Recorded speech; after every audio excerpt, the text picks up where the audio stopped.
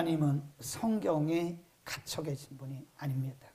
성경이 하나님에 대해서 증명하고 증거하고 있지만 우리의 삶을 통해서 그 하나님을 우리가 증명해야 됩니다.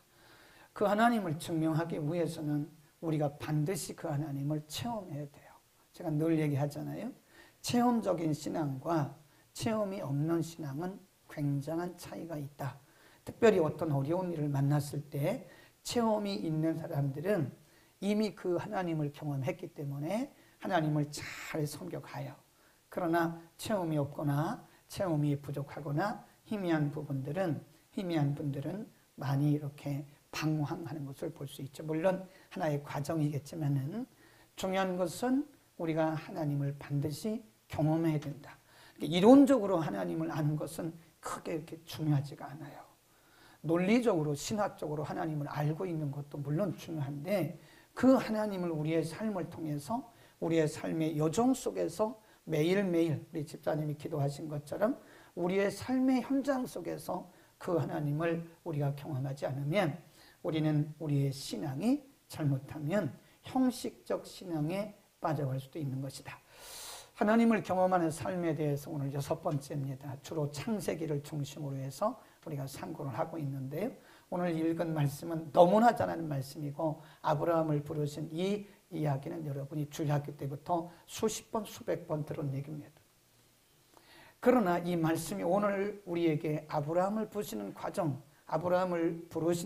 속에서 오늘 하나님께서 우리에게 하시는 말씀을 반드시 듣기를 바랍니다.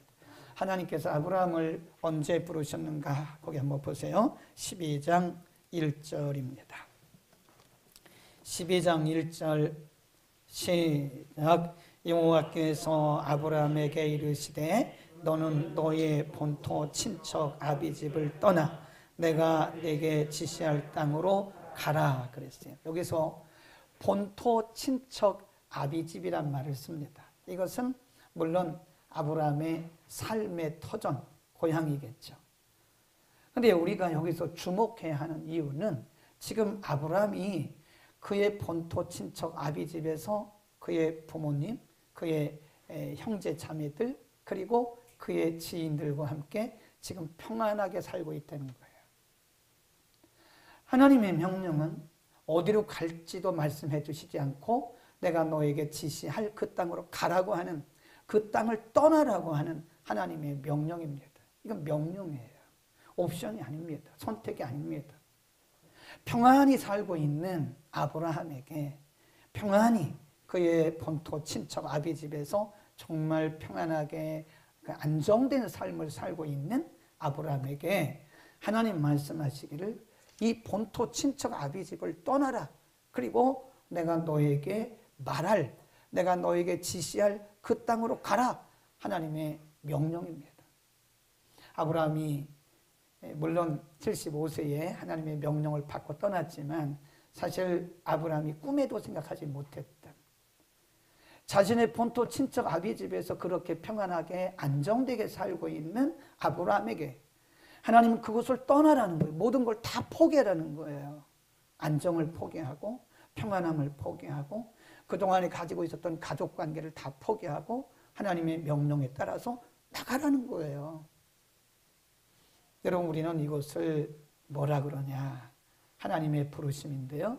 이것을 불가항력적인 부름이다. 사람이 거부할 수 없는 부르심. 갑자기 어느 날 갑자기예요. 아브라함이 자기 본토 친척 아비집에서 이렇게 편안하게 살고 있는데 그것을 떠나간다고 하는 것은 꿈에도 생각을 못했다는 거예요. 아무도 그거를 꿈도 꾸지 않았다는 거예요. 어느 날 갑자기 하나님 말씀하신 거예요. 여기를 떠나라. 갈 곳도 말씀해 주시지 않고 여기를 떠나라. 이거를 갑자기 하나님 부르셨다. 그래서 우리가 이것을 불가항력적인 하나님의 부르심이다 라고 말합니다. 하나님 제가 가겠습니다 라고 말하면 얼마나 좋아요. 하나님 저 부르시면 가겠습니다. 이미 본인이 감지하고 있었더라면 아브라함은 큰 충격을 받지 않았을 거예요. 그런데 하나님께서 어느 날 갑자기 아브라함에게 그의 정들었던 안정되게 살고 있던 그곳 바로 그곳을 떠나 본토 친척 아비 집을 떠나서 어딘지도 모르는 그곳으로 가라고 하나님 명령하신 거예요. 이게 바로 하나님의 부르심입니다. 콜링이라 그래요. 하나님의 불가항력적인 부르심. 하나님께서 어느 날 갑자기 거부할 수 없는 그 명령, 부르심을 주신 거예요. 우리가 성경을 보면 아브라함만 그런 건 아니더라고요. 모세도 어느 날 갑자기 부름 받았어요. 미디안 광야에서 양들 치고 있는데 어느 날 갑자기 하나님 오셔서 너 가라. 이 민족을 내가 이스라엘 민족을 위해서 너를 보낸다고 하나님 말씀하세요. 여호수아도 그가 모세의 뒤를 이어서 이스라엘의 지도자 된다는 꿈도 못 꿨습니다. 여호수아는 모세의 시종, servant이에요, servant. 그게 종입니다, 종. 어떻게 종이 그 대사역자인, 대지도자인 모세의 후계자가 될 수가 있겠어요? 모세도 꿈을 꾸지 않았어요. 여호수아도 꿈도 못 꿨어요. 근데 어느 날 갑자기 하나님 모세에게 여호수아에게 기름 부으라고 말씀하셔요. 사울도 마찬가지입니다. 사울이라고 하는 청년도 사실은 예수와는 관계가 없는 사람, 아주 바리새인 중에 바리새인이고 유대인 중에 유대인, 유대교인 중에 유대교인이라고요. 율법에 아주 박식한 사람이고 복음과는 거리가 먼 사람. 그날도 그가 이제 예수 믿는 사람들 잡아서 예루살렘으로 데려다가 이제 한번 본때 있게 멋지게 재판하려고 가던 도중에 다메섹 도상에서 어느 날 갑자기 성령이 그에게 오신 그를 그냥 거꾸로 때리신 거예요. 그리고 네가 왜 나를 핍박하느냐라고 하나님 말씀하신 거예요. 이사야도 마찬가지입니다. 예레미야도 마찬가지입니다. 예수님의 제자들도 갈릴리 호수에서 금을 던지고 고기 잡고 있는데 어느 날 갑자기 예수님이 오시더니 나를 따라와 라고 말씀하시는 거예요. 아니 어부 출신인 그 예수님의 제자들이 그 베드로, 안드레, 야고보, 요한이 감히 예수님의 제자가 되리라고 꿈을 꿨겠습니까? 예수님의 제자가 돼서 예수님을 따라간다는 그런 생각조차 했겠습니까? 그런데 어느 날 갑자기 예수님 오셔서 나를 따라오라고 말씀하시는 거예요. 네, 여러분 이거요. 이게 인간적으로 볼 때는 어느 날 갑자기예요. 그런데 이게 어느 날 갑자기가 아닙니다. 우리 편에서 볼 때는 어느 날 갑자기 아브라함에게 본토 친척 아비 집을 떠나라고 말씀하신 것이고 사울에게도 나타나셨고 제자들에게도 나타나셨고 베드로에게도 나타나셨잖아요. 이사야에 나타나셨잖아요. 근데 하나님 편에서 보면 어느 날 갑자기가 아니에요. 이걸 우리가 His own time 그래요. 그분의 시간. 하나님의 시간에 정확한 1초의 오차도 없는 하나님의 그분의 시간에 하나님이 아브라함을 부르신 것이고 사울이라고 하는 청년을 부르신 것이고 베드로, 안드레, 야고보, 요한을 부르신 거고 마태를 부르신 거고 그리고 저와 여러분을 하나님 부르신 겁니다. 누구의 시간에? 하나님의 시간. 그래서 하나님이 우리를 부르실 때 우리에게 정말 요구되는 것이 뭐냐면요, 절대적 순종입니다. 여러분 하나님이 우리를 부르실 때는 어느 날 갑자기 부르신 게 아니라 우리 편에서 볼 때는 어느 날 갑자기인데 하나님 편에서 볼 때는 이미 다 계획된 거예요. 하나님의 계획 안에서 하나님의 시간 안에서 우리를 부르신 거기 때문에 우리가 그 부르심에 하나님의 부르심에 불순종하잖아요. 그러면 우리 인생이 그때부터 점점 더뎌지고요 꼬이기 시작합니다. 하나님이 계획하신 그 시간에 우리가 순종해야 돼요. 마태복음 한번 가볼까요? 마태복음 4장에 보면 예수님께서 갈릴리를 지나가시다가 예수님이 갈릴리에서 금을 던지고 있던 사람들을 부르세요. 마태복음 4장 18절 시작. 갈릴리 해변에 다니시다가 두 형제 곧 베드로라 하는 시몬과 그 형제 안드레가 바다에 금을 던지는 것을 보시니 저희는 어부라. 말씀하시되 나를 따라오너라. 내가 너희로 사람을 낚는 어부가 되게 하리라 하시니 저희가 옳지. 요거를 줄이고요. 예. 저희가 곧 at once. 어떤 번역은 all at once. 즉시 그 말이에요. 지체하지 않고. 즉시 예수님을 따라가더라. 그 다음에 20일 시작.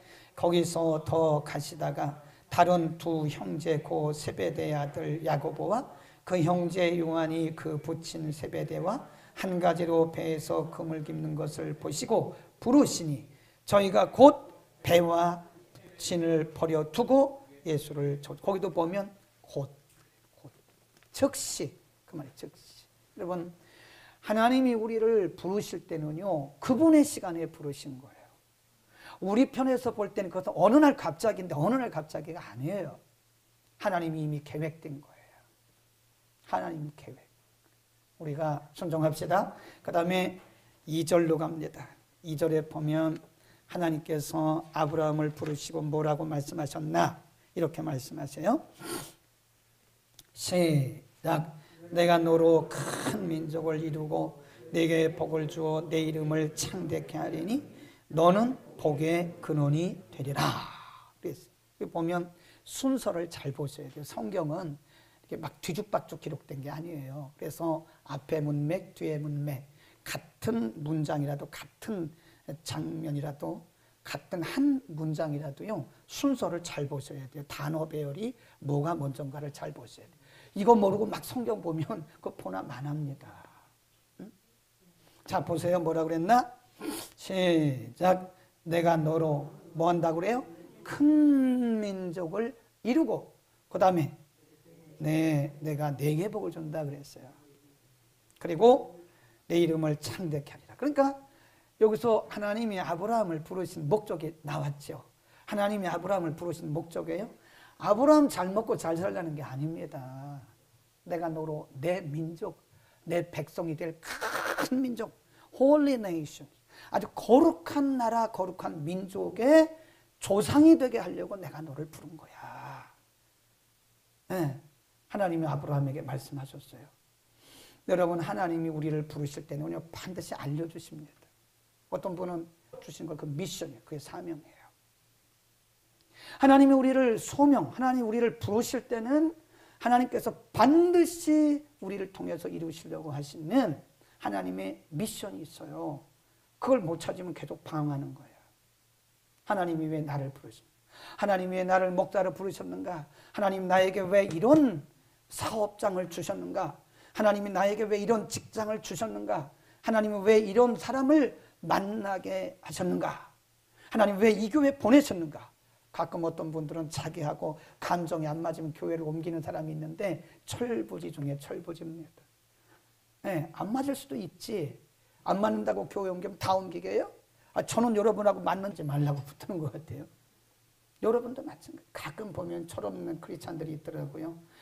뭐 내 감정이 상하고 내가 뭐 여기가 이거 안 맞고 그래서 나는 여기 더 이상 못 있겠다고. 이거는요 정말 철없는 말이에요. 하나님이 여기 보내실 때는 사명이 있어요. 하나님이 그 많고 많은 교회들 중에서 왜 여기 영창동에 있는 사랑교회로 여러분을 부르셨겠어요? 저는 아직도 모르겠는데요. 기도 좀 더 하세요. 금식하세요. 아니 하나님이 아직도 이 교회에 보내신 목적을 모르고 있습니까? 하나님의 부르심이 분명히 있다는 겁니다.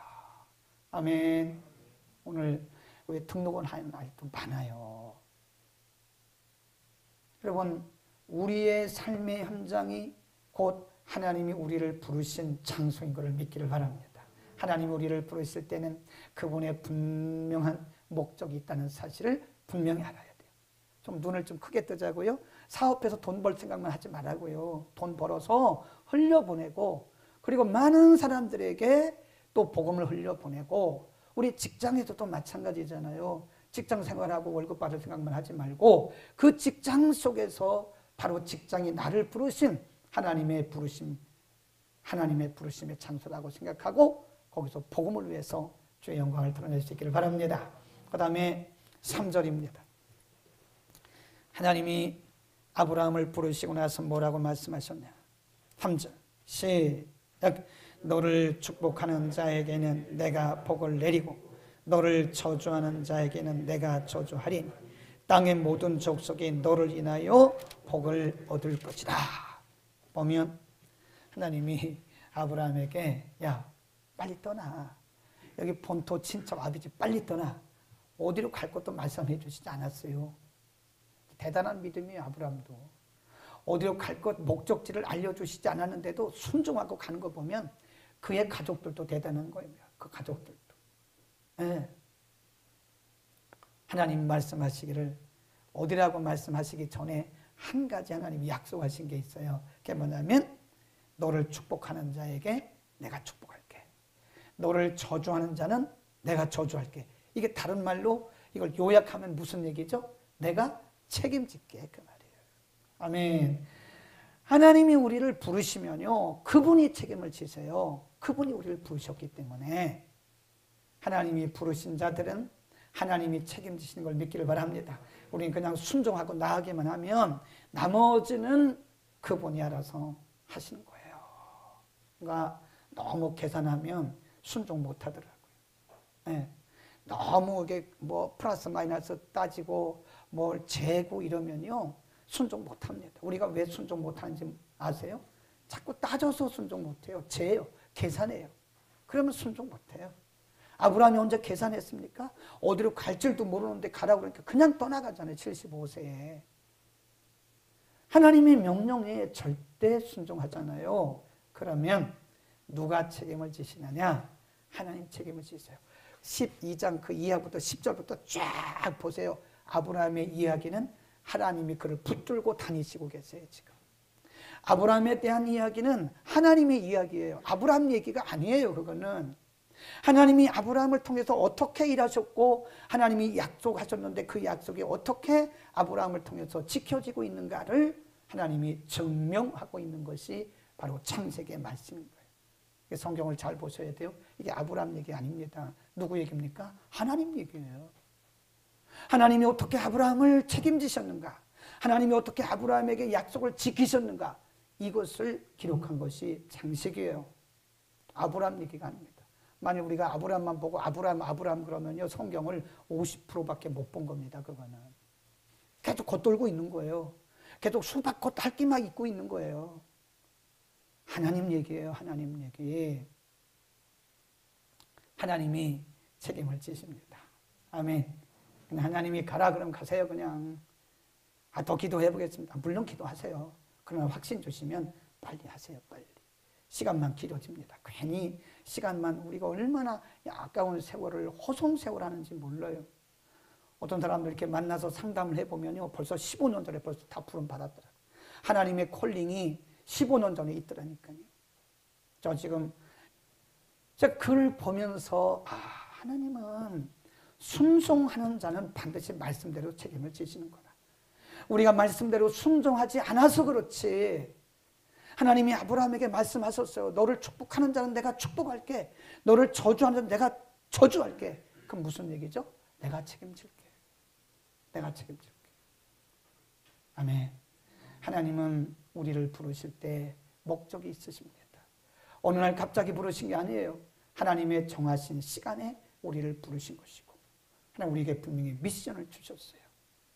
꼭 반드시 신학교 가서 목사 되는 것만이 사명은 아닙니다. 여러분이 처한 곳, 직장이면 직장, 사업장이면 사업장, 가정이면 가정, 여러분이 계신 곳에서 하나님의 부르심을 깨닫고 그곳에서 하나님의 부르신 목적을 따라서 하나님을 기쁠 시간 여러분이 되기를 축원합니다. 기도하겠습니다.